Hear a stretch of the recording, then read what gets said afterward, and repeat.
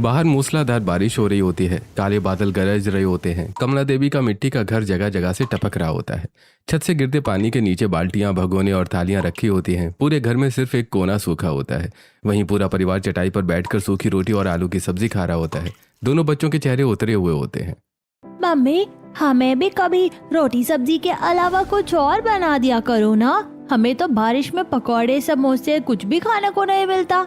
हाँ बेटा, बच्चे सही तो कह रहे हैं। बारिश के मौसम में रोटी सब्जी भी अच्छी नहीं लगती। मन तो हमारा भी करता है गर्मा गर्म पकौड़े खाने का। मम्मी, आप टेंशन मत लो, मेरी एक बार नौकरी लग जाए ना, फिर हम सब बारिश में बाहर घूमने जाएंगे और खूब सारी अच्छी अच्छी चीजें खाएंगे। बेटा, थोड़ा हमारे हालात भी समझा करो। अगर अभी से हर बात पर जिद करोगे तो आगे चलकर छोटी छोटी बातों में भी परेशान हो जाओगे। अरे बहू, बच्चों को क्यों समझा रही हो? इसमें इनकी क्या गलती है? बच्चों का मन तो हर चीज खाने का करता है। बस तुम लोग बच्चों की हर जिद पूरी करने की बात करो। गैराज में दिन भर मेहनत मैं करता हूँ। जितनी कमाई होती है उससे बस 2 वक्त की रोटी ही चल पाती है। मोहन जी चारपाई पर बैठे जोर जोर से खांस रहे होते हैं। बीमारी की वजह से कई महीनों से वो कोई काम नहीं कर पाते हैं। अगले दिन दोपहर को तेज बारिश के बीच चिंटू और पिंकी स्कूल से भीगते हुए घर आते हैं। दोनों भागकर नेहा के गले लग जाते हैं। उनके चेहरे पर मासूम खुशी होती है। मम्मी, आज हमें पनीर के पकौड़े खाने हैं। मेरी क्लास में एक लड़की आई थी, उसने मुझे खिलाए थे, बहुत स्वादिष्ट थे। हाँ मम्मी, आप भी अपने हाथों से बना दो ना, हम दोनों खूब खाएंगे। बेटा, ऐसे जिद नहीं करते, कल पापा ने भी समझाया था ना। बेटा, अभी हमारे पास इतने पैसे नहीं है कि पनीर खरीद सके। जिस दिन भगवान ने चाहा सबसे पहले तुम्हें पनीर के पकौड़े ही खिलाऊंगी। दोनों बच्चों के चेहरे एकदम उतर जाते हैं।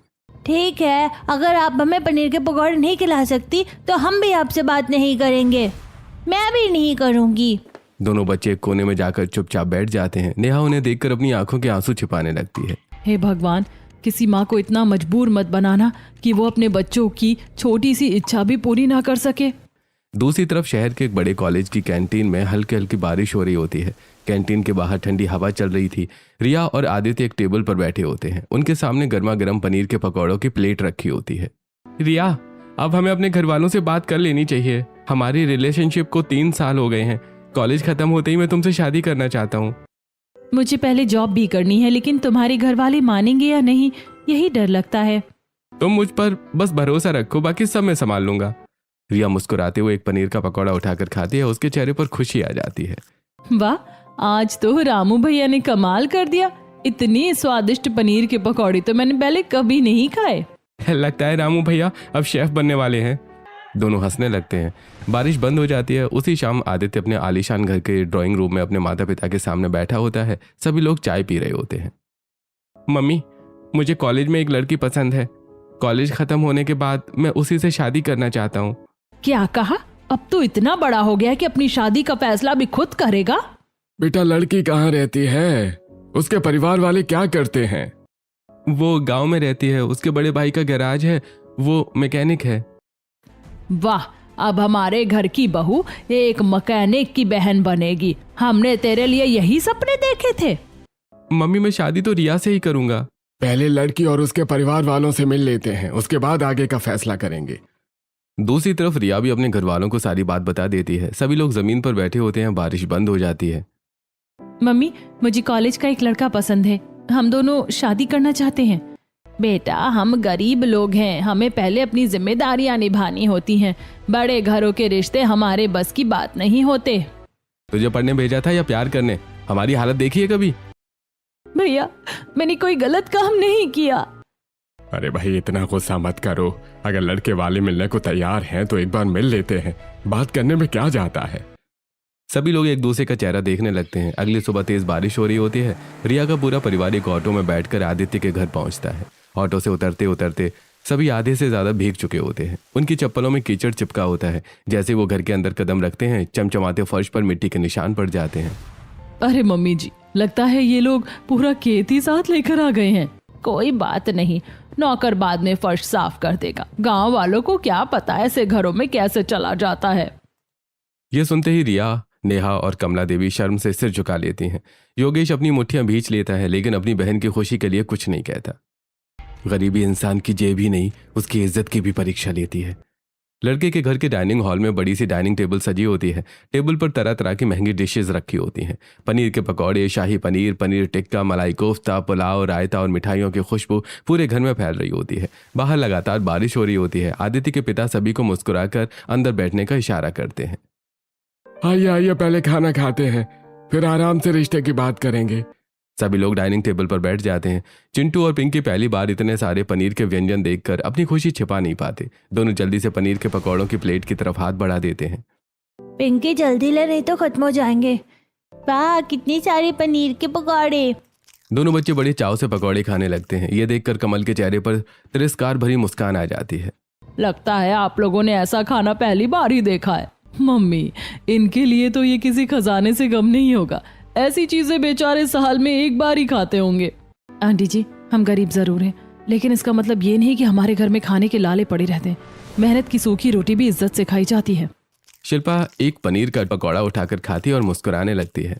सच कहूँ, बारिश में पनीर के पकौड़ों का स्वाद ही अलग होता है, लेकिन आप लोगों को तो शायद इसका स्वाद ही नहीं पता होगा। योगेश की मुट्ठियां गुस्से से भिज जाती हैं। उसकी आंखों में अपमान साफ दिखाई दे रहा होता है। बस बहुत हो गया, चलो सभी लोग अभी के अभी यहाँ से निकलते हैं। हमें इस घर में कोई रिश्ता नहीं करना। भैया, मेरी बात तो सुनो। एक शब्द भी नहीं रिया। जहाँ इज्जत नहीं होती वहाँ रिश्ते नहीं बनाए जाते। गरीब परिवार बिना खाना पूरा किए ही वहां से उठ जाता है। सभी लोग भीगते हुए ऑटो में बैठकर अपने घर लौट जाते हैं। घर पहुंचकर सभी लोग भीगे हुए कपड़े बदल लेते हैं। बाहर बारिश अभी भी जारी होती है। लेकिन एक बात तो माननी पड़ेगी, उनके घर के पनीर के पकौड़े सच में बहुत स्वादिष्ट थे। मम्मी, अगर भैया हमें थोड़ी देर और बैठने देते ना, तो मैं सारे पनीर के पकौड़े खत्म कर देता। मैं भी। बच्चों की बात सुनकर सबके चेहरे पर हल्की सी मुस्कान आ जाती है, लेकिन रिया का चेहरा गुस्से और दुख से भरा होता है। भैया, आपने ऐसा क्यों किया? कम से कम बात तो पूरी कर लेते। तुझे दिखाई नहीं दे रहा था? हाँ, उसकी माँ हर बात पर हमारी बेइज्जती कर रही थी, और अगर आदित्य सच में तुझसे प्यार करता तो अपनी माँ को जरूर रोकता। लेकिन मैं उससे बहुत प्यार करती हूँ। बेटा, जब तेरी अच्छी नौकरी लग जाएगी ना, तब तुझसे शादी करने के लिए अच्छे अच्छे लड़कों की लाइन लग जाएगी। अभी अपना ध्यान से पढ़ाई और नौकरी पर लगा। दीदी, मम्मी और योगेश बिल्कुल सही कह रहे हैं। आप हमारे घर की पहली लड़की बनेंगी जो इतनी बड़ी नौकरी करेगी। योगेश ने भी आपको यहाँ तक पहुँचाने के लिए कितनी मेहनत की है। रिया की आंखों में आंसू आ जाते हैं। वो उठकर योगेश को गले से लगा लेती है। आई एम सॉरी भैया, अब मैं वही करूंगी जो आपको सही लगेगा। आज के बाद मेरा पूरा ध्यान सिर्फ अपने करियर पर होगा। उसी दिन से रिया आदित्य से बात करना बंद कर देती है और पूरी मेहनत से नौकरी की तैयारी में लग जाती है। दूसरी तरफ योगेश रोज की तरह गैराज में काम कर रहा होता है। बाहर हल्की बारिश हो रही होती है। एक कार मशीन वाले स्टैंड पर ऊपर उठी हुई होती है। योगेश कार के नीचे लेटकर इंजन ठीक कर रहा होता है। योगेश, आराम से काम करना। जी मालिक। तभी अचानक कार का स्टैंड जोर से हिलता है। पूरी कार नीचे गिर जाती है और योगेश उसके नीचे दब जाता है। अरे बचाओ! गैराज के सभी लोग दौड़ कर आते हैं। बड़ी मुश्किल से कार हटाई जाती है। योगेश के हाथ और पैर में गंभीर फ्रैक्चर हो जाता है। कुछ दिनों बाद योगेश घर पर प्लास्टर चढ़ाई चारपाई पर लेटा होता है। घर की सारी जमा पूंजी अस्पताल और दवाइयों में खत्म हो चुकी होती है। रसोई में राशन भी बहुत कम बचा होता है। अगर मैं किसी काम का होता तो आज मेरे बच्चों को ये दिन नहीं देखना पड़ता। भगवान, अब इस परिवार की नैया तू ही पार लगा। अगले दिन सुबह नेहा चुपचाप साड़ी पहनकर घर से निकलने लगती है। अरे बहू, तू रहने दे।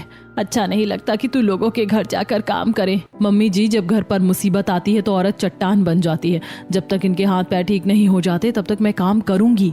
नेहा अपने पति से यह बात छिपाकर घर घर काम करने निकल जाती है। अगले दिन पड़ोस में शकुंतला की बेटी को लड़के वाले देखने आते हैं। रिश्ता पक्का हो जाता है। खुशी में शकुंतला ढेर सारे पनीर के पकौड़े बनवाती है और पूरे मोहल्ले में बांटने लगती है। बारिश की ठंडी फुहारें चल रही होती हैं। ले बहन, शकुंतला ने पनीर के पकौड़े भेजे हैं। वाह, आज तो मजा आ गया। लेकिन शकुंतला जानबूझकर कमला देवी के घर पकौड़े नहीं भेजती। कमला जी, आपने पकौड़े खाए? नहीं, हमारे घर तो कोई पकौड़े नहीं आए। तभी शकुंतला वहां आ जाती है। हाँ, जानबूझकर नहीं दिए। तुम जैसे गरीबों को क्या ही देना। इतना कहकर वो हंसते हुए वहां से चली जाती है। पता नहीं कैसी औरत है, हर किसी को नीचा दिखाने में लगी रहती है। रहने दो बहन, हम कौन सा उसके पनीर के पकौड़ों के लिए तरस रहे हैं। कुछ हफ्तों बाद योगेश का प्लास्टर अभी पूरी तरह नहीं उतरा होता, लेकिन घर की हालत इतनी खराब हो चुकी होती है कि वो दर्द सहते हुए फिर से गैराज पहुंच जाता है। अरे योगेश, अभी तेरी तबीयत पूरी तरह ठीक नहीं हुई? मालिक, घर में बच्चे भूखे हों तो दर्द भी छोटा लगने लगता है। बारिश बंद हो जाती है। उसी दिन कॉलेज में रिया की एक दोस्त का जन्मदिन होता है। कैंटीन में सभी दोस्तों को पनीर के पकौड़ों की पार्टी दी जाती है। पार्टी खत्म होने के बाद रिया चुपके से कुछ पकौड़े अपने टिफिन में पैक कर लेती है। शाम को घर में चिंटू और पिंकी सूखी रोटी खा रहे होते हैं। तभी रिया मुस्कुराते हुए घर के अंदर आती है। अरे मेरे शैतानों, देखो मैं तुम्हारे लिए क्या लाई हूँ। रिया जैसे ही टिफिन खोलती है उसमें गर्मा गर्म पनीर के पकौड़े देखकर दोनों बच्चों की आंखें चमक उठती हैं। वाह, पनीर के पकौड़े! बुआ, आप दुनिया की सबसे अच्छी बुआ हो। दोनों बच्चे तुरंत अपनी सूखी रोटी एक तरफ रख देते हैं और बड़े चाव से पनीर के पकौड़े खाने लगते हैं। नेहा मुस्कुराते हुए बच्चों की खुशी को निहार रही होती है। अगली सुबह बाहर हल्की हल्की बारिश हो रही होती है। योगेश प्लास्टर उतरने के बाद भी दर्द से कराहते हुए गैराज में काम कर रहा होता है। हाथ पैर में अभी भी पूरी ताकत नहीं लौटी होती। वो एक गाड़ी का टायर खोलने की कोशिश करता है, लेकिन दर्द की वजह से बार बार रिंच उसके हाथ से छूट जाती है। शाम को थका हारा योगेश घर लौटता है। चलते समय भी वो हल्का सा लंगड़ा रहा होता है। नेहा उसकी परेशानी साफ समझ रही होती है। सुनिए, आपको इतनी तकलीफ हो रही है, मैं भी बाहर जाकर कुछ काम कर लेती हूँ ना, थोड़ा बहुत सहारा तो आपको मिल ही जाएगा। हाँ बेटा, बहू बिल्कुल सही कह रही है। जब तक पूरी तरह तू ठीक नहीं हो जाता तब तक ये भी थोड़ा हाथ बटा देगी। खबरदार, अगर उसने घर से बाहर जाकर काम किया तो जिस दिन ये बाहर नौकरी करने गई उसी दिन इसे घर से बाहर निकाल दूंगा। लेकिन मैं तो सिर्फ... मुझे अच्छा नहीं लगता कि मेरी बीवी दूसरे लोगों के घर काम करे, चाहे मैं भूखा रहूं, लेकिन ये बाहर काम नहीं करेगी। इतना कहकर योगेश गुस्से में बाहर चला जाता है। क्या नेहा अपने परिवार के साथ चैन से बैठकर पनीर के पकौड़े कभी खा पाएगी या गरीबी उसकी हर खुशी छीन लेगी? कुछ दिनों बाद स्कूल में एनुअल फंक्शन की तैयारियां चल रही होती हैं। शाम को चिंटू और पिंकी स्कूल से घर आते हैं। दोनों बहुत उत्साहित दिखाई दे रहे होते हैं। मम्मी, कल हमारे स्कूल का एनुअल फंक्शन है। मम्मी, कल हमारे टिफिन में कुछ अच्छा बना देना ना, सारे बच्चे ना बढ़िया बढ़िया खाना लेकर आएंगे। बेटा, तुम्हें पता है ना घर के हालात कैसे हैं। दोनों बच्चे हाथ जोड़कर नेहा के सामने खड़े हो जाते हैं। मम्मी प्लीज, मम्मी प्लीज, बस इस बार। अच्छा ठीक है, मैं आज पापा से बात करके देखती हूँ, अगर उनके पास पैसे हुए तो जरूर कुछ अच्छा बना दूंगी। शाम को योगेश गैराज से घर लौटता है। वो बहुत थका हुआ दिखाई दे रहा होता है। नेहा उसके सामने पानी का गिलास रखती है। सुनिए, परसों बच्चों का एनुअल फंक्शन है, थोड़ा सा पैसा दे दीजिए, मैं उनके लिए टिफिन में कुछ अच्छा बना दूंगी। सारे बच्चे अच्छा खाना लेकर आएंगे। अरे पागल हो गई हो क्या? इतने पैसे कहाँ से लाऊं? घर का खर्च चलाऊं या बच्चों की अलग अलग फरमाइशें पूरी करूं? थोड़ा बहुत ही दे दीजिए। अपने और अपने बच्चों की इस चटोरी जीभ पर थोड़ा कंट्रोल लगाओ। नेहा चुप हो जाती है। वो समझ जाती है कि अब उससे और कुछ कहना बेकार है। रात को सभी के सो जाने के बाद नेहा धीरे धीरे रसोई में जाती है। वो चावल का डिब्बा खोलती है। उसमें उसने इमरजेंसी के लिए 200 रुपये छिपा कर रखे होते हैं। भगवान, ये पैसे मैंने बुरे वक्त के लिए रखे थे, लेकिन बच्चों की खुशी भी किसी इमरजेंसी से कम नहीं है। अगले दिन सुबह हल्की बारिश के बीच नेहा बाजार जाती है। वो पनीर, चाउमीन, सब्जियां और बाकी जरूरी सामान खरीदती है। बारिश तेज होने लगती है। नेहा सामान को अपनी चुन्नी से ढककर भागते हुए घर पहुंच जाती है। नेहा बहुत प्यार से बच्चों के लिए पनीर के पकौड़े और चाउमीन बनाती है। दोनों का टिफिन बड़े सलीके से पैक करती है। लो, आज मेरे बच्चों का टिफिन सबसे अच्छा होगा। थैंक यू मम्मी, आज तो मजा आ जाएगा। स्कूल के एनुअल फंक्शन में सभी बच्चे मैदान में बैठकर अपना अपना टिफिन खोलते हैं। सभी एक दूसरे के साथ खाना शेयर कर रहे होते हैं। टीचर्स भी बच्चों का खाना चखते हुए उसका उत्साह बढ़ा रहे होते हैं। चिंटू, तुम्हारी मम्मी ने तो बहुत स्वादिष्ट खाना बनाया है। जाकर उन्हें मेरी तरफ से धन्यवाद कहना। यार, तेरी मम्मी के पनीर के पकौड़े तो कमाल के हैं। तभी अचानक तेज बारिश शुरू हो जाती है। सभी बच्चे जल्दी अंदर चलो, बारिश बहुत तेज हो गई है। सभी बच्चे भागते हुए स्कूल की बिल्डिंग के अंदर चले जाते हैं। शाम को चिंटू और पिंकी खुशी से घर लौटते हैं। दोनों दौड़कर नेहा के गले लग जाते हैं। मम्मी, आज तो सभी बच्चे आपके हाथ का खाना खाकर उंगलियां चाटते रह गए और मैडम भी आपकी बहुत तारीफ कर रही थी। बस मेरे बच्चों को मेरा बनाया खाना पसंद आ गया, यही मेरे लिए सबसे बड़ी खुशी है। कुछ महीने बाद आज 10वीं का रिजल्ट आने वाला होता है। चिंटू मोबाइल पर अपना रिजल्ट देखता है। अगली पर उसकी खुशी का ठिकाना नहीं रहता। मम्मी, मैंने पूरे स्कूल में टॉप किया, मैं फर्स्ट आया हूँ। अरे वाह बेटा, तूने तो कमाल कर दिया। बेटा, तू हमारे परिवार का नाम रोशन करेगा। भगवान तुझे हमेशा ऐसे ही आगे बढ़ाए। मम्मी, अब तो मुझे अपने दोस्तों को पार्टी देनी पड़ेगी। अच्छा, क्या बनाऊं? बस आपके हाथ के पनीर के पकौड़े। जब देखो तुझे पनीर के पकौड़े ही खाने होते हैं। शाम को योगेश गैराज से घर लौटता है। नेहा खुशी खुशी उसे चिंटू के रिजल्ट के बारे में बताती है। सुनिए, आज चिंटू ने पूरे स्कूल में टॉप किया है, अपने दोस्तों को पार्टी देना चाहता है, कह रहा था पनीर के पकौड़े बना देना। योगेश पहले गंभीर होकर चिंटू की तरफ देखने लगता है। चिंटू डरकर अपनी नजरें झुका लेता है। अरे वाह मेरे बेटे, मुझे तुझ पर गर्व है। तेरी पसंद के पनीर के पकौड़े के पैसे मैं जरूर दूंगा। पापा, आपने तो मेरी जान ही निकाल दी थी। मुझे लगा आज तो डांट पड़ेगी। योगेश मुस्कुराकर तुरंत नेहा के हाथ में पैसे रख देता है। अगले दिन सुबह तेज बारिश हो रही होती है। नेहा मिट्टी के चूल्हे पर गर्मा गर्म पनीर के पकौड़े तल रही होती है। पूरे घर में खुशबू फैल जाती है। बचे हुए पकौड़े वो खुशी खुशी पूरे मोहल्ले में बांटने निकलती है। अरे नेहा, पहले तो चिंटू को बधाई, पूरे स्कूल में टॉप करना कोई छोटी बात नहीं है। सच कहूँ तेरे हाथ के पनीर के पकौड़े तो लाजवाब है। नेहा, तुझे तो पनीर के पकौड़ों की दुकान ही खोल लेनी चाहिए। इतना बढ़िया स्वाद तो बड़े बड़े होटल वालों में भी नहीं होता। अरे नहीं बहन, आप लोग तो बस ऐसे ही मेरी तारीफ कर रही हैं। नेहा मुस्कुराती है, लेकिन पड़ोस की औरतों की बातों से पहली बार उसके मन में ये ख्याल आता है कि शायद उसके हाथ का स्वाद ही उसके परिवार की किस्मत बदल सकता है। शाम को बाहर लगातार तेज बारिश हो रही होती है। नेहा रसोई में चूल्हे के पास बैठी चाय बना रही होती है। मोहल्ले की औरतों की कही हुई बात बार बार उसके दिमाग में घूम रही होती है। अचानक उसके मन में एक नया विचार आता है। वो मुस्कुराते हुए योगेश के पास जाती है, जो चारपाई पर बैठा अपने घायल पैर की सिकाई कर रहा होता है। सुनिए, मेरे दिमाग में एक बात आई है। क्या बात है? क्यों ना हम भी कुछ बेचने का काम शुरू करें। अभी बारिश का मौसम है, हम पनीर के पकौड़े, आलू का पराठा और चाय का छोटा सा ठेला लगा सकते हैं। घर का ही काम रहेगा और गांव में ऐसी कोई भी दुकान नहीं है, लोगों को जरूर पसंद आएगा। नेहा, अपनी ये ख्याली पुलाव छोड़ो और असल दुनिया देखो। तुम्हें क्या लगता है ये सब बिना पैसे के शुरू हो जाएगा? मैं तो बस ठेला खरीदना पड़ेगा, सामान खरीदना पड़ेगा, बर्तन खरीदने पड़ेंगे। ये सब देखने में आसान लगता है, लेकिन इसमें बहुत पैसा लगता है। हम गरीब लोग हैं, हमें हर कदम सोच समझ कर रखना पड़ता है। ये बात आप प्यार से भी कह सकते थे। आप हर बात पर गुस्सा क्यों हो जाते हैं? मैं गुस्सा नहीं कर रहा हूँ, बस सच बता रहा हूँ। और मैं उन लोगों में से नहीं हूँ जो अपनी बीवी को सड़क किनारे ठेला लगवाकर खुद घर पर बैठ जाएं। ये सब मेरी सोच से बाहर है। ठीक है, जो आपको सही नहीं लगता मैं वो कभी नहीं करूंगी। नेहा मुस्कुराने की कोशिश तो करती है, लेकिन उसके चेहरे पर साफ निराशा दिखाई दे रही होती है। अगले कुछ दिनों तक घर के हालात और भी मुश्किल हो जाते हैं। सुबह शाम बच्चों के सामने वो सूखी रोटी और साधारण सब्जी रखी जाती है। कई बार नेहा बेसन और मसालों से पकौड़े जैसा कुछ बनाकर बच्चों को खुश करने की कोशिश करती है, लेकिन बच्चे अब सब समझने लगे होते हैं। मम्मी आप बस रहने दो, हर बार कहती हो पकौड़े बनाओगी लेकिन बनाती कुछ और ही हो। हमें भी असली पकौड़े खानी है। नेहा बच्चों की बात सुनकर चुप हो जाती है। उसकी आंखें भर आती हैं। आखिर मैं करूं तो क्या करूं? एक तरफ घर की गरीबी, दूसरी तरफ बच्चों की मासूम इच्छाएं। मैं सबकी खुशी चाहती हूं, लेकिन हर रास्ते पर मजबूरी खड़ी मिलती है। अगले दिन सुबह से ही मूसलाधार बारिश हो रही होती है। रास्तों में पानी भर चुका होता है। योगेश घर से देर से निकलता है। भीगते भीगते वो किसी तरह गैराज पहुंचता है। योगेश, ये रोज रोज का क्या ड्रामा है? आज फिर लेट हो गया। मालिक, आज बारिश बहुत तेज थी। रास्ते में पानी भर गया था, वरना मैं रोज समय पर ही आता हूँ। मुझे बहाने नहीं चाहिए। अगली बार देर हुई तो आधे दिन की मंजूरी कट जाएगी। योगेश चुपचाप सिर झुका लेता है और बिना कुछ बोले काम पर लग जाता है।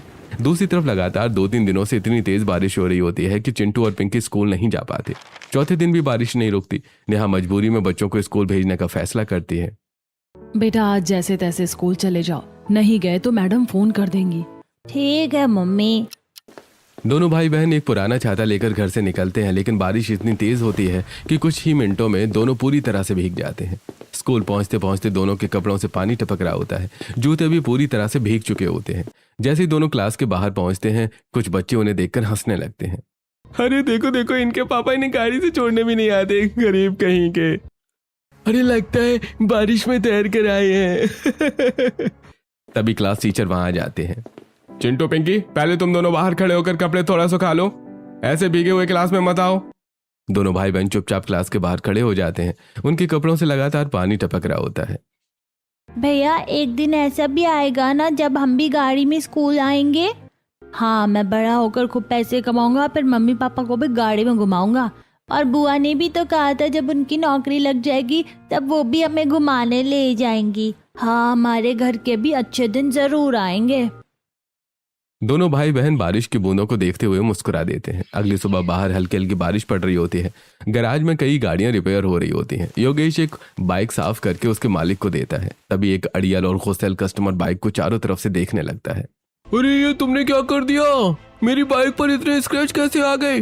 अरे मैंने तुम्हें ठीक करने के लिए दी थी या खराब करने के लिए? और ये हेडलाइट भी तोड़ दी। भैया कैसी बात कर रहे हो? बाइक जैसी आपने दी थी मैंने वैसी ही वापस कर दी, और हेडलाइट तो पहले से टूटी हुई थी। मैंने आपसे पूछा भी था कि बदलनी है या नहीं, लेकिन आपने मना कर दिया था। अरे अच्छा, अब तुम दो कौड़ी के मैकेनिक मुझे ही समझाओगे? मैं अपनी बाइक पहचानता हूँ या तुम पहचानते हो? तभी पास में खड़ा एक दूसरा मैकेनिक धीरे से हंसी रोकने लगता है। अरे भैया कल तो यही साहब अपनी बाइक ढूंढ रहे थे और दूसरी बाइक स्टार्ट करके ले जाने लगे थे। गैराज में खड़े कुछ लोग हंसने लगते हैं। कस्टमर शर्मिंदा होने के बजाय और ज्यादा गुस्सा हो जाता है। अरे हंस क्या रहे हो सब, बहुत मजाक सूझ रहा है। तभी मालिक बाहर आ जाता है। अरे योगेश, तू ढंग से काम करता नहीं और ऊपर से ग्राहकों से बहस करता है। लेकिन मालिक, मेरी कोई गलती नहीं है, मैंने सब कुछ ठीक किया था। अरे मैं इसे एक पैसा भी नहीं दूंगा, इसका व्यवहार बिल्कुल अच्छा नहीं है। सर हमें माफ कर दीजिए, गलती हमारी ही है। कस्टमर गुस्से में बाइक स्टार्ट करता है। जैसे ही तेज एक्सीलरेटर देता है, सामने पानी से भरे गड्ढे में बाइक का पहिया चला जाता है। पूरा कीचड़ उड़कर उसी कस्टमर के कपड़ों और चेहरे पर पड़ जाता है।